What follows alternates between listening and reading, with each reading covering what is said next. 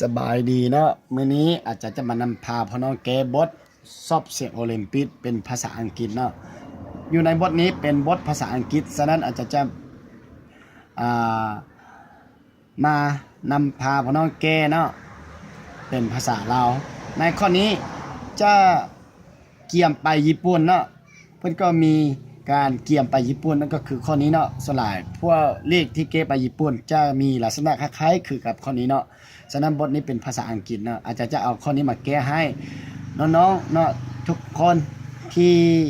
อยากมีความรู้พื้นฐานเกี่ยวกับคณิตศาสตร์หรือว่าอยากเกี่ยมเป็นนักเรียนเก่งหรือว่าอยากเกี่ยมไปเรียนอยู่ประเทศญี่ปุ่นเนาะแล้วจะมีการซับเสียงเนาะฉะนั้นข้อนี้จะเป็น1ปัญหาเนาะที่ทุกคนอาจจะพบมาแล้วเนาะแต่ว่าบางครั้งบางคนอาจจะยังบ่เห็นยังบ่เจอเนาะหรือว่ายังบ่พบฉะนั้นอาจจะมาแก้ในข้อนี้เป็นบทภาษาอังกฤษเนาะแล้วอาจจะเอามาแก้แล้วอาจจะแปลทุกบอนเนาะทุกประโยชน์แล้วเอามาแก้เนาะว่าเป็นจังไดฉะนั้นอยู่ในนี้เพิ่นว่าให้ A B และ C เป็นจำนวนจริงเนาะเป็นจำนวนจริงแล้วก็ถ้าว่า1แม่นหาดของสมผลอีกกำลัง2บวกให้ a x บวกให้2เท่ากับ0และ a และ b แม่นหาดของสมผลอีกกำลัง2บวกให้ 5x บวกให้4เท่า0จงสหาค่า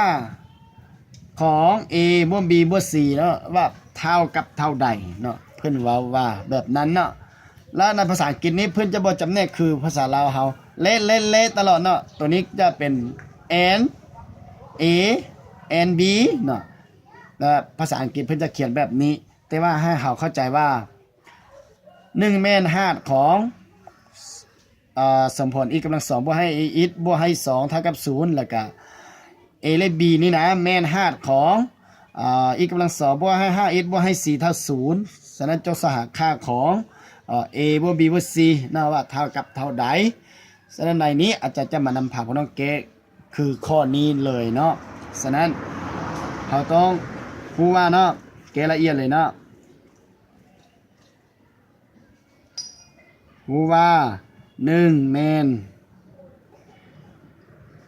5หรือว่าแม่นใจผลเนาะ5หรือว่าใจผลแม่นโตเดียวกันเลยเนาะแม่น5ของ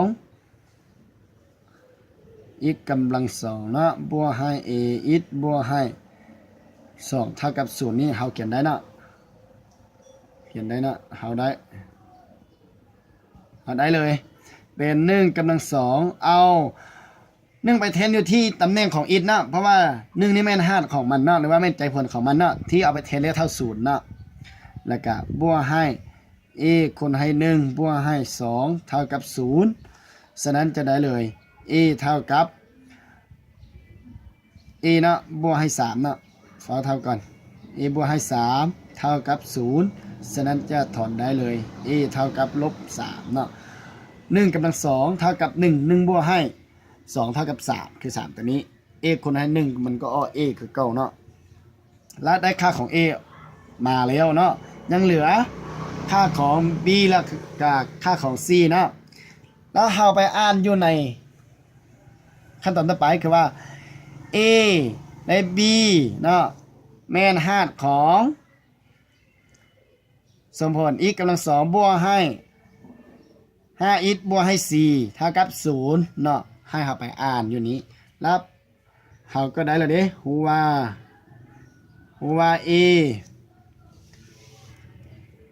a เท่ากับ-3และ b แม่นหาดของสมผล x กำลัง2บวกให้ 5x บวกให้4เท่ากับ0เนาะเราเขียนได้เนาะ-3ทั้งหมดกำลัง2เนาะแล้วก็บวกให้5คูณให้-3แล้วก็บวกให้4ไปเท่า0เนาะย้อนว่าค่าของ a เฮาซ้อหาได้แล้ว แล้วก็ a ก็แม่นธาตุของสมผลนี้คือกันเนาะแล้วตัวนี้ออกมาคือเก้าแล้วก็บวกให้3 ลบ3คูณ5หรือว่า5คูณให้ลบ3ออกคือลบ15เนาะฉะนั้นตัวนี้เป็นลบ15เนาะแล้วก็บวกให้4เท่ากับ0ฉะนั้น15ลบ15บวก9ยังเหลือเท่าใดลบ15บวก9เนาะฉะนั้นยังเหลือ6เนาะฉะนั้น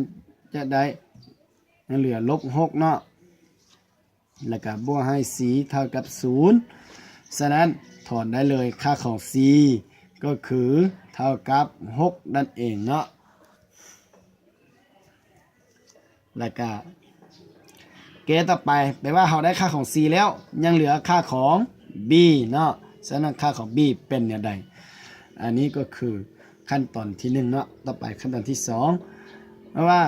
b แม่นธาตุของสมผลตัวนี้เนาะฉะนั้น c เขาก็รู้แล้วเอา c ก็ไปแทนอยู่ที่นี่ตำแหน่งของ c เนาะว่าเป็นแนวใดนั้นเขาก็เก็บไปเลยเนาะเราจะได้เลยเอาได้ b กำลัง2บวกให้5b และค่าของ c เนาะเท่ากับ6ฉะนั้นเราบวก6ใส่เลยเนาะเราบวก6ใส่เลยเลขไปเท่า0เนาะแล้วบัดนี้เรามาเบิ่งอยู่ในสมผลนี้เนาะคือ b กำลัง2บวกให้5b บวกให้6นี้แปลว่าค่าของ b นี่มีอยู่2ค่าฉะนั้นเราสามารถแยกสูตรคูณได้ง่ายๆเลยต้องเอาตัวเลขอย่างมาคูณกันเท่ากับบวก6แล้วตัวเอาตัวเลขอย่างเนาะมาบวกกันเท่ากับบวก5หรือว่าเท่ากับ5เนาะฉะนั้นในการแยกสูตรคูณนี้อาจจะแยกแบบนี้เลย b บวกให้2สูตรคูณให้ b บวกให้3เท่ากับ0เนาะแล้วบัดนี้เฮาแก้สมผลเนาะก็ต้องเมื่อหาค่าของ b ได้ก็เอาแต่ละสูตรคูณเท่า0เนาะจะได้ b บวกให้2เท่า0แล้วก็ b บวกให้3เท่า0แล้วก็ถอนให้ b เลยเนาะเท่ากับลบ2ตัวนี้หมายเป็น b 1แล้วก็ต่อไป b 2เลยเนาะหมายเป็น b 2ซะเท่ากับลบ3ฉะนั้นค่าของ b มีอยู่2ค่าแล้วเราจะเกะแนวใดเนาะแล้วเป้าหมายของเพิ่นเนาะแล้วเป้าหมายของเพิ่นอยากให้เราซ้อหา a บวก b บวก c เนาะว่าเป็นจังใดเนาะแล้วบัดนี้ในนี้เราจะมาเกะเลยเนาะดังนั้นตัวที่เขาต้องการให้เราซ้อก็คือเนาะตัวที่ต้องซ้อเนาะคือซ้อหา a บวกให้ b บวกให้ c นี่ว่าเท่ากับเท่าใดฉะนั้นเราก็ซ้อได้มาแล้วค่าของ a เท่ากับลบ3ค่าของ c เท่ากับ6แล้วก็ค่าของ b มีอยู่2ค่าคือลบ2กับลบ3นั่นเองเนาะแล้วบัดนี้เราก็แทนใส่เลยเนาะเราก็แทนใส่เลยได้บัดนี้นะได้ a บวกให้ b 1เนาะบวกให้ c เท่ากับa เท่ากับลบ3ฉะนั้นจะเห็นลบ3เส้นนี้เลยเนาะแล้วก็ค่าของ b 1อาจารย์กำหนด b 1เท่ากับลบ2ฉะนั้นบวกให้ลบ2เนาะแล้วก็ c เท่ากับ6เนาะ c เท่ากับ6ฉะนั้นบวกให้6เลยแล้วก็จะเท่ากับลบ3ลบ2กลายเป็นลบ5แล้วบวก6เท่ากับ1เนาะเท่ากับ1ฉะนั้นยังบ่จบเตือเนาะย้อนว่ามี b 2เนาะมีอยู่2ค่าบัดนี้นะแล้วก็ได้บัดนี้นะได้ตัวที่2เนาะ a บวกให้ b 2บวกให้ c นี้เท่ากับ a เท่ากับลบ3เอาลบ3ไปแทนคือเก่าค่าของ b 2เท่ากับลบ3ฉะนั้นเป็นลบ3ใส่บวกให้ลบ3ใส่เนาะค่าของ c ก็คือ6เนาะฉะนั้นบวก6ใส่แล้วตัวนี้จะเท่ากับ0ไปและตัวนี้ก็เท่ากับ0ไป แล้วบัดนี้มาตอบเลยฉะนั้นค่าของ a บวกให้ b บวกให้ c นี้มี2ค่าคือมีอยู่2ค่าคือ0แล้วก็1เนาะมีอยู่2ค่าคือ0แล้วก็1ให้เข้าใจง่ายๆแบบนี้เนาะสำหรับข้อนี้แก้เพียงแต่ซ้ำนี้เนาะพอน้องสามารถติดตามเบื้องอีกเทื่อหนึ่งตามขั้นตอนเนาะได้เลยเนาะคือตัวนี้เนาะหัวข้อ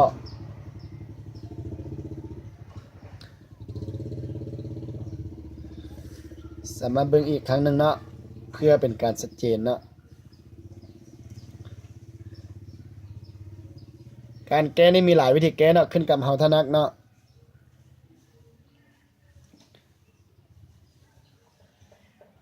นี่ก็มีแต่ซ้ำนี้เนาะง่ายที่สุดเลยเนาะถ้าว่าน้องใดเนาะมีปัญหาเนาะเกี่ยวกับคณิตศาสตร์สามารถติดต่อหาได้เลยเนาะหรือว่าสามารถเบิ่งตามคลิปวิดีโอของอาจารย์นี้ได้เลยเนาะน้องใดสนใจก็กดไลค์กดแชร์หรือว่ากดติดตามให้เด้อขอบใจเนาะ